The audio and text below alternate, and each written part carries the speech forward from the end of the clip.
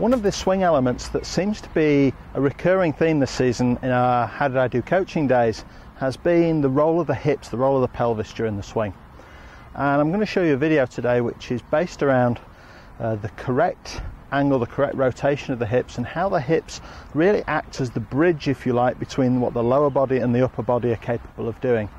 Now, probably the two most common elements that I've seen in players struggle with creating power, building power in the backswing, delivering that into the golf ball, especially when it comes to hitting better tee shots, but also consistently struck iron shots, is a combination of one of two elements. So players who will allow either the right hip or the trail hip, if you like, to slide outwards, and the hip socket works across the shoelaces, across the ankle. This creates in turn a very tilted upper body position. So in the backswing starts to look slide, tilt back to the target, and from this position the only way that you can recover from there and strike the ball with any kind of feeling of power, with any kind of semblance of accuracy, is to reverse that process in the downswing. And what we see with that kind of position is a lot of players getting stuck back on the back leg coming into impact.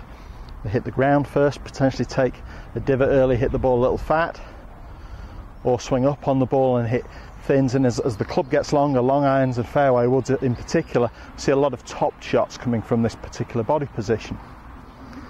The other element is in an attempt to feel like you're turning the body, the trail hip works back and in towards the target, and the lead knee sinks downwards.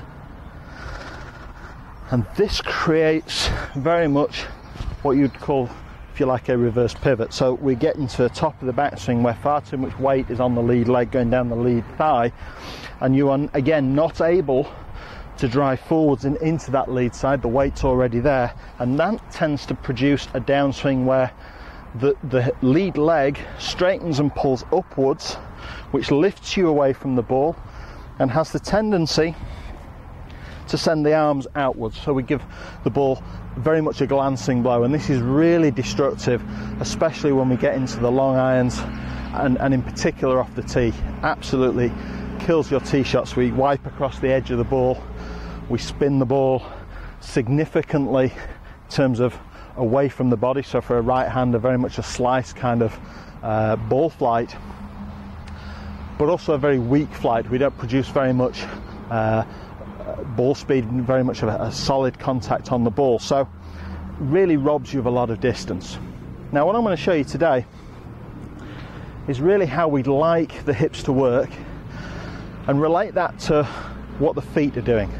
Footwork in golf is, in my view, very much underestimated these days. We talk a lot about body actions, but the feet positions tend to be glossed over a little bit now. The majority of players that I see who struggle with the correct hip action do so because their feet position at address is too square on, the toes working too straight forwards. There's, in that position, very little freedom to be able to rotate and turn your pelvis. Now, most of you, I'm sure, will be aware of the idea, and when you watch TV you'll see this a lot with the tour players, the lead foot just getting turned out slightly. And the trail foot tends to be very squared off. If anybody's read Ben Hogan's 5 Fundamentals book, you'll see that very much as an illustration, a square trail foot and a flared out lead foot. Now if you're flexible, this is great.